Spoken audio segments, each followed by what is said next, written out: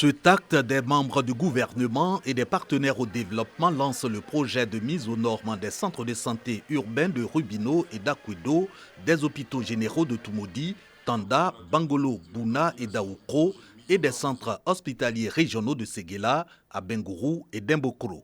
Le présent projet a pour objectif de contribuer à améliorer l'utilisation et la qualité des services de santé mère enfant en Côte d'Ivoire en vue de contribuer durablement à la réduction de la mortalité maternelle et infantile. Ces 10 hôpitaux de référence seront entièrement réhabilités.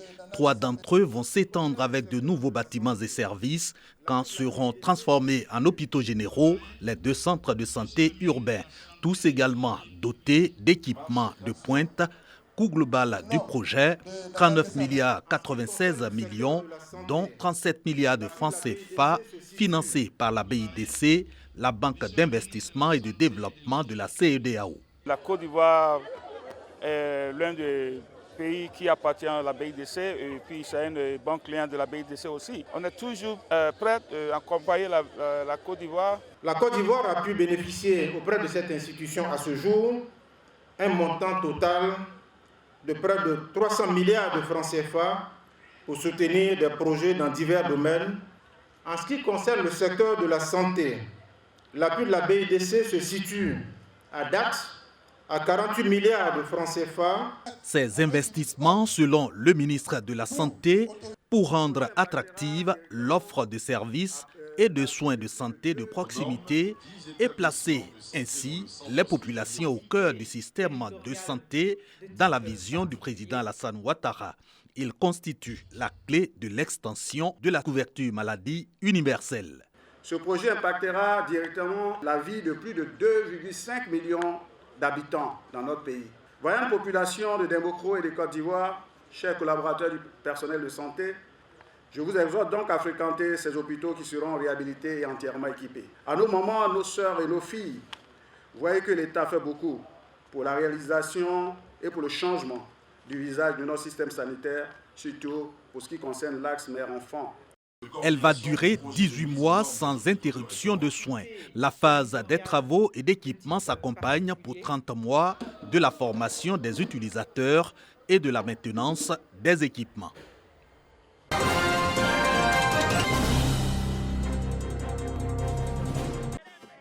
Le ministre de l'Enseignement technique, de la formation professionnelle et de l'apprentissage est à Bouaké. Dr Kofi Nguessan hier pour le lancement officiel du projet Employabilité et Entrepreneuriat, l'AFIGE. Projet qui vise à former 150 jeunes, dont 27 filles dans le secteur des mines et du BTP, en vue de leur insertion professionnelle. Ces jeunes, âgés de 18 à 40 ans, sont issus des localités impactées par les activités minières des départements de Dabakala et de Katiola, dans la région du Hambol.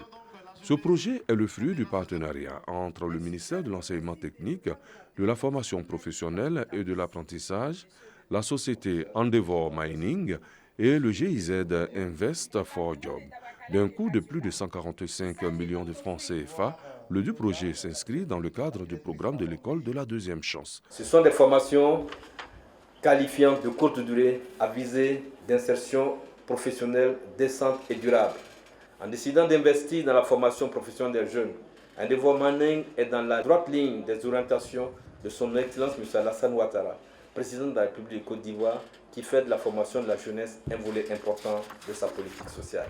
Les différents partenaires et les autorités locales se réjouissent de la mise en œuvre de ce projet. Nous sommes plus que fiers et contents de voir tous ces jeunes. Nous assurons qu'ils vont vraiment puiser et profiter de toute cette opportunité de formation-là avec sérieux pour vraiment augmenter leurs chances d'avoir un emploi sur la mine, mais aussi ailleurs.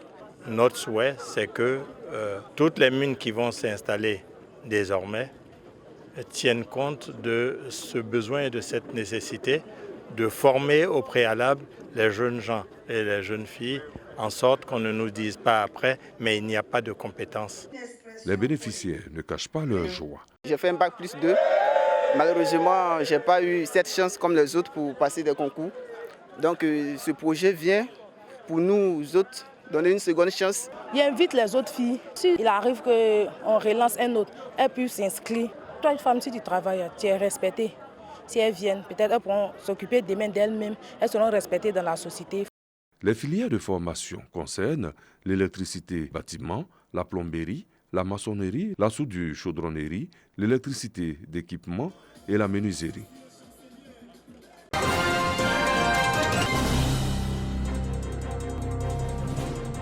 Après Soubré l'année dernière, c'est Meyagui qui a accueilli les journées carrière édition 2023 de la Direction régionale de l'éducation nationale et de l'alphabétisation de la NAWA. Thème de cette année, quelle école pour quels citoyens ivoiriens? Si ce thème interpelle acteurs et partenaires de la communauté éducative de cette région sur la nécessité de leur engagement pour une école de qualité et performante, il ouvre la réflexion sur le devenir de l'apprenant. Le même invité a opéré un choix judicieux pour sa carrière par la bonne information.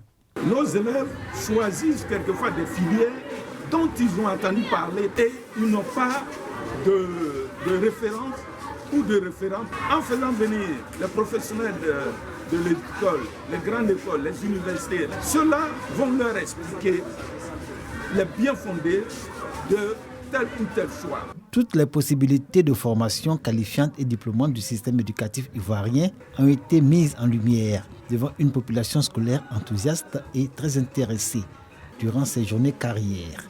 Les élèves, filles comme garçons, y ont vu une belle opportunité pour décider de ce qu'ils voudront devenir demain. Le premier pas pour leur insertion dans la vie socio-professionnelle.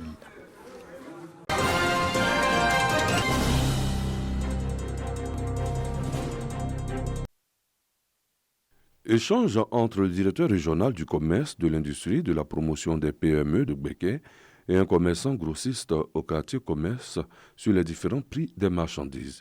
Comme ce magasin, plusieurs autres grandes surfaces et entrepôts sont également visités.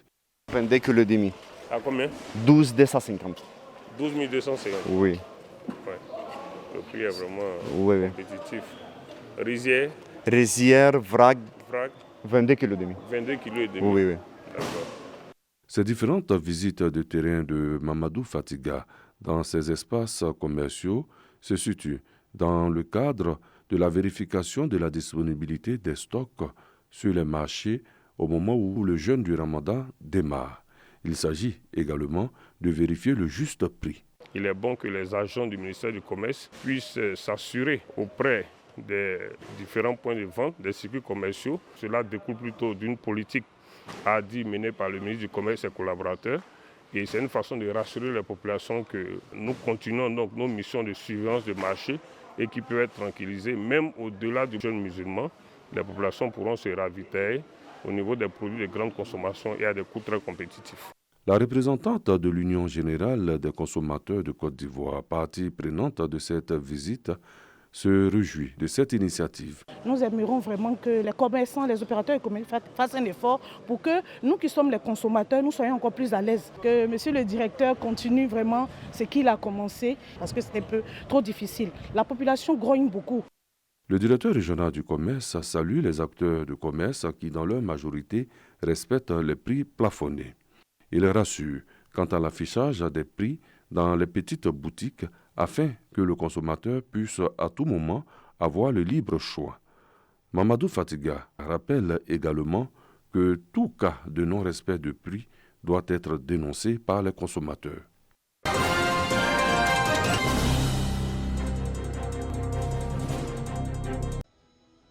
Paroisse Saint-Pierre de Ravia, une messe dominicale particulière, avec comme responsable du culte Monseigneur Joseph Aka, nouvel évêque du diocèse de Yamoussoukro.